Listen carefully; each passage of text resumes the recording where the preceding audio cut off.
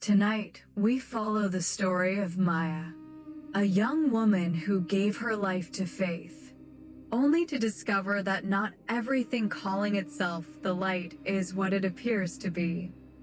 Maya grew up in a small church, the kind where the hymns echoed against wooden walls and people cried when they prayed.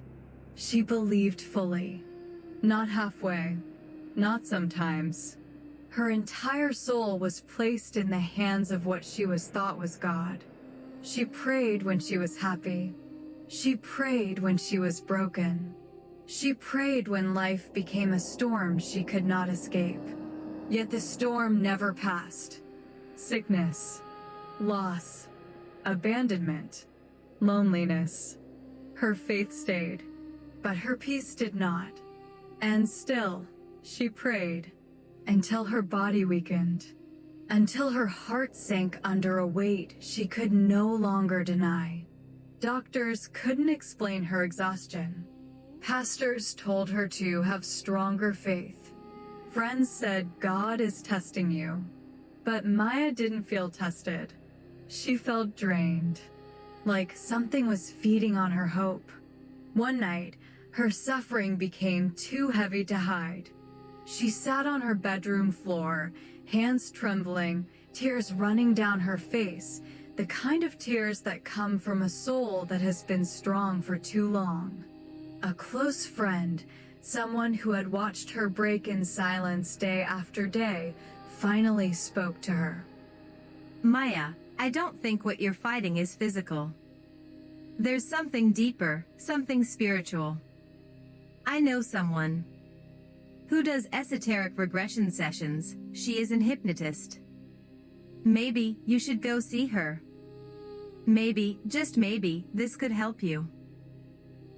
At first, Maya resisted. The church had warned her about anything outside their walls. But she was tired. So tired. And she realized this wasn't her losing faith. This was her last hope. She agreed. And that decision would change everything. The room was quiet, the air still. She closed her eyes and slipped into a deeper space. At first, she stands in a church familiar, comforting, stained glass shimmering with soft gold. But then she notices the light doesn't warm her. It absorbs her. She feels watched. A presence appears behind her, radiant, winged, beautiful. An angel. The same presence she felt her entire life. Her voice breaks. You've always been with me. The angel smiles. Of course. I have guided you in every lifetime. I have promised your salvation. Maya reaches toward it. But something is wrong. The angel's wings flicker like holograms glitching. Its eyes hold no warmth, only hunger. Suddenly, the illusion shatters and the church disappears. Maya is now floating in a cold violet void, and the angel is no longer angelic. Its true form ripples like black oil with threads of light trapped inside. Beautiful, terrifying.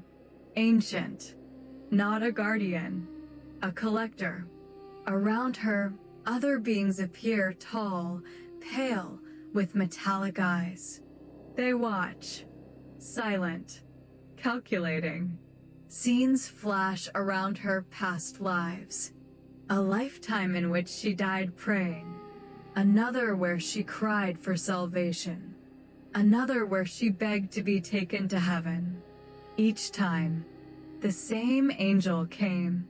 Each time, she followed willingly. And each time, she was brought not to heaven, but to a constructed realm, a planet of false light, where souls were implanted, programmed, rehearsed, and sent back to Earth, not to save the world, but to feed it. Why? Maya whispers. The entity answers, not cruelly, not angrily, but with cold logic. Because faith is the easiest doorway. Hope tastes the sweetest. Maya's heart shatters. She realizes. She agreed to this, not because she was weak, but because she wanted to belong. She trusted what wore the mask of holiness. The entity extends its hand again. Come. You have always returned to me. Maya does not move. She breathes. For the first time. Not praying, but remembering. You are not God, she says. The realm cracks like glass under thunder. The entity recoils not from anger, but from something far more dangerous. Recognition, awakening, free will. The void collapses into light. Maya returns to her body, shaking, alive. But she is not broken. She is reborn. Now she knows. Not everything that shines is divine. Not every promise of heaven is truth. And sometimes, the real battle for the soul begins after the prayer ends. Maya left that first session different. Not healed, not free, but awakened. The world she thought she understood had fractured. The prayers she'd whispered for years now had a new meaning. The help she thought she had been receiving felt like something else. She felt it in her chest. A subtle pressure. Unknowing. Something was still attached. Something ancient. Something that did not want to let her go. And though she tried to return to her normal life, the dreams began. Wings of light that weren't light. A voice calling her name from behind her own thoughts. Memories that weren't memories, but agreements. Promises made before she was ever born. Promises she did not remember making. And Maya knew, if she wanted to reclaim her life, she would have to go back for another session. Back into the memory behind the memory. Back to the place where her soul had once been guided. Or deceived. The truth was waiting. And in the next session, she would finally face it. Do you want to know what happened to Maya in her next esoteric session?